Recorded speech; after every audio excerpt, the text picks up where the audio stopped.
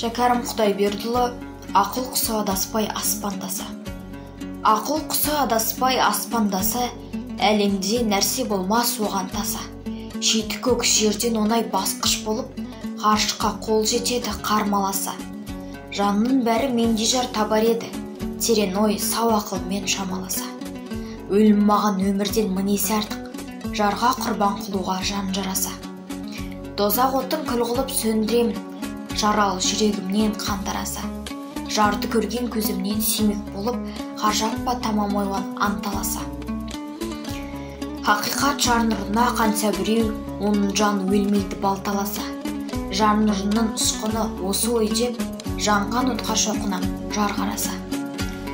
От арқылы жарыма бас ұрамын, тыңдаман кәпірсін деп табаласа. Адамға періштелер сәжде қылған, адамнан жарым артық тым тамаша.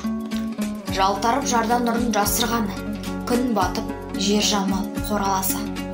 Жер үстіне қып қызыл күл бітірем, көзімнен қанды жасым сорғаласа. Жарды көрген көзіме шоқынып жүр.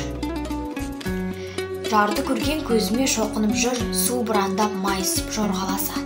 Тауып тажылмай ағаштар қалғырмайды, бастарын жар сиқырлы торламаса. Көрсе еріксіз сайрайма ақын бұлбұл, көңіліне гүл нұры орнамаса.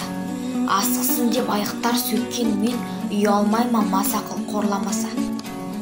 Сау жүрек тесілеме оқ қатпаса, оқ орнынан біздің ой шаққанмаса. Айық адам аңғармас ішкі сырды, байқайды сол тесіктен масқараса.